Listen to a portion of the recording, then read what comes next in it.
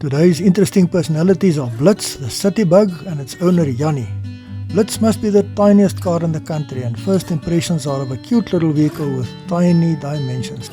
Let's look at its lesser properties. The rear seats are cramped but probably fine for kids, and they should fit comfortably with a nice flat floor pan.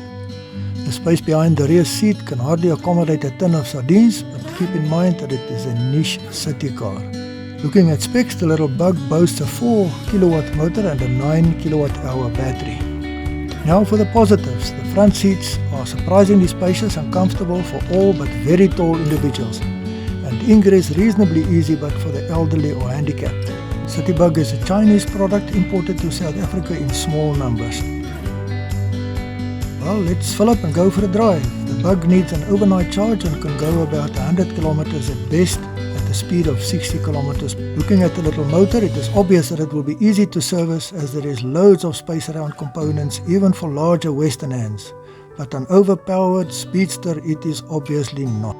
In terms of the panel and controls, it holds a few surprises. 2 gears, forward and reverse, radio, rear view camera, all the expected gauges and meters, but surprisingly electrically operated windows and even air conditioning. The battery will certainly not like that. After looking at the ground clearance, it is testing time. The turning circle is very tight thanks to its minute length and wheelbase. It will certainly be a pleasure in tight spaces in the inner city. On paved surfaces, it is quite a nice ride. The lack of combustion engine noises is obvious. Only tire and road noises can be heard, and obviously there is no belching of gases.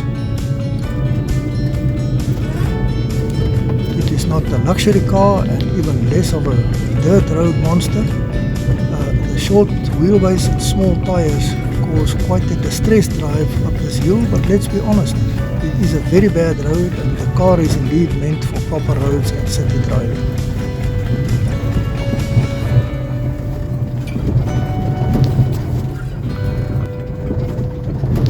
Back on smooth surfaces, let's see what the speed bump does to it.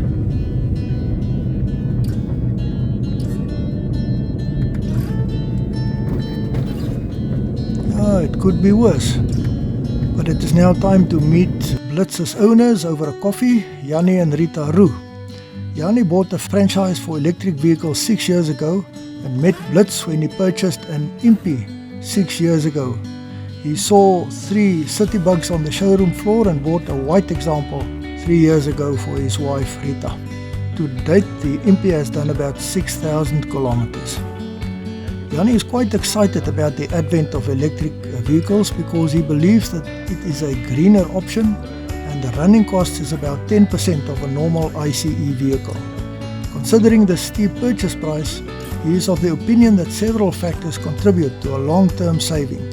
It is quicker than a bicycle, nimbler than normal cars, and can be charged by solar power. And his wife loves the little bug, and when they are in town, they use either the bug or his older Impi to commute. He generally likes the attention Blits attracts as it reminds people of their duty to look after the planet's health, as well as the generous saving on running costs. The Citybug has done about 3,500 kilometers in the last 3 years, and of course there is no, or very little maintenance at least, none has been necessary to date. The purchase cost is more than 2,000 rands, and that is 2023 price, but the running costs are very, very cheap at 15 to 35 cents per kilometer, although it does take overnight to charge. It is indeed the cheapest vehicle probably in the country, you bet. But let's meet Jannie's other vehicles.